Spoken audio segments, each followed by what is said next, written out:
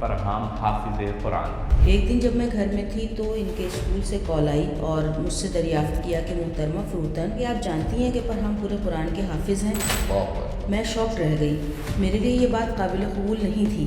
فرحام کی پیدائش چھٹے مہینے میں ہوئی اور ماں 1 سال تک ان کی معذوری کو قبول کرنے کے لیے تیار نہیں۔ نیورولوجسٹ اور اینڈوکرائنولوجسٹ سے رجوع کیا تو ان کے ذہنی مفلوج ہونے اور آٹسٹک ڈس آرڈر اور بلرڈ ویژن جیسے کئی امراض کا پتہ چلا۔ کیا یہ اب پوری طرح سے بول پاتے ہیں؟ بولتے ہیں لیکن کچھ الفاظ کا تلفظ ٹھیک سے نہیں کر پاتے۔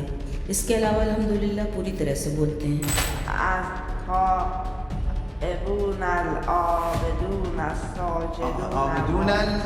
آپ جس آیت پر ہاتھ رکھ دیں میں وہی پوچھوں گا۔ ان اللہ یعلم ما یدعون من دونه من شیء۔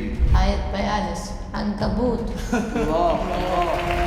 35-36 سال سے میں قرآنی رسموں میں شرکت کر رہا ہوں، ہم نے ایسے نایاب گوہر نہیں دیکھے۔ اللہ کی نشانیوں اور دلیلوں میں سے ایک فرحام حجت خدا ہے۔ فرحام کی حوصلہ افزائی اور اعزاز میں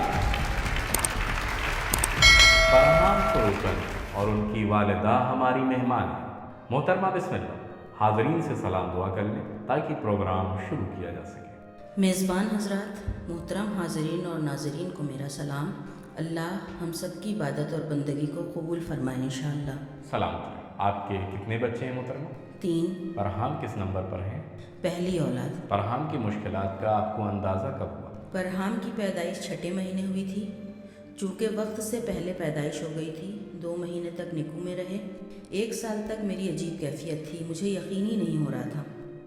یقیناً ایک ماں کے لیے بہت دشوار۔ کب متوجہ ہوئی کہ فرحام حافظ قرآن؟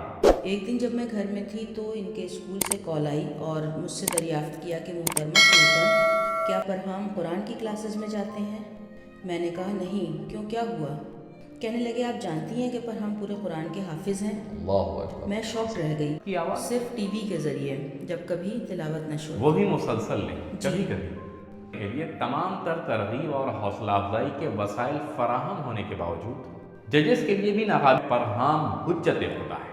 اللہ کی نشانیوں اور دلیلوں میں سے ایک فرحام